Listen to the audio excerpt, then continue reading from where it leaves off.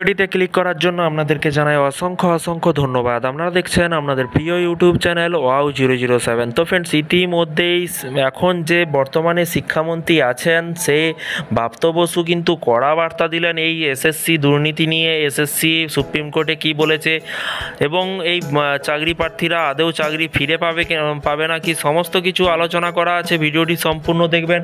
চ্যানেলে যারা এই ভিডিওটি প্রথম দেখছেন অবশ্যই চ্যানেলটিকে সাবস্ক্রাইব করে রাখবেন। এই প্যানেলটাও সুপ্রিম কোর্টে জানাবো, মানে এই পয়েন্টটাও সুপ্রিম কোর্টে জানাবো। যোগ্য চাকরি প্রার্থীদের নিয়ে বড় দাবি ব্রাত্য বসুর। কী বলা হয়েছে? সোমবার সুপ্রিম কোর্টে রায়ের উপর ঝুলছে চাকরিহারা প্রার্থীদের ভাগ্য। আশায় রয়েছেন যোগ্য চাকরি প্রার্থীরা। রাজ্যের শিক্ষামন্ত্রী ব্রাত্য বসু জানালেন, এসএসসি 3বার করা অযোগ্য, সেটা কিন্তু হলফনামাও জানিয়েছে। এরপরেও এত লোকের চাকরি যাওয়াটা মেনে নেওয়া যায় না। সুপ্রিম কোর্টের দিকেও সকলে তাকিয়ে। আশায় শিক্ষামন্ত্রী কি বলেছে এখানে? বলেছে এমনকি চাকরিহারাদের নির্বাচনের কাজে লাগিয়েছেন কমিশন। এই বিষয়টিও সুপ্রিম কোর্টে জানাতে হবে বলেও জানান তিনি।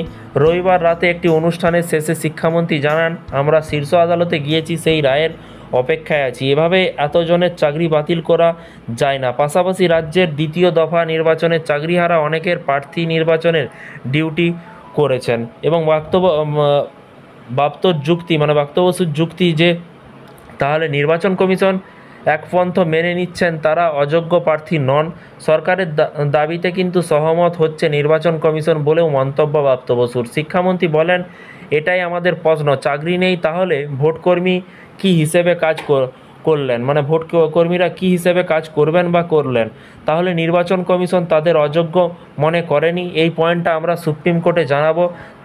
তার কথায় কিন্তু যোগ্য অযোগ্য চাকরি প্রার্থীদের বিচার এসএসসি করছে। হলফনামা দিয়ে 3বার আদালতে অযোগ্য প্রার্থীদের তালিকা জমা করেছে। স্কুল সার্ভিস কমিশন স্বশাসিত একটি সংস্থা হয়ে কিসের ভিত্তিতে যোগ্য অযোগ্য বিচার করেছে সেটা আমি বলতে পারবো না, তবে তারা সেটা আদালতে জানিয়েছে বলে কিন্তু দাবি করেন তিনি। উল্লেখ্য, স্কুল সার্ভিস কমিশনের চেয়ারম্যান সিদ্ধার্থ মজুমদার আগেও জানিয়েছেন 2023 সালে 18ই ডিসেম্বর, 20ই ডিসেম্বর, 5ই জানুয়ারি মোট 3বার হলফনামা দিয়ে অযোগ্য প্রার্থীদের তালিকা আলাদাভাবে জমা দেওয়া হয়েছে।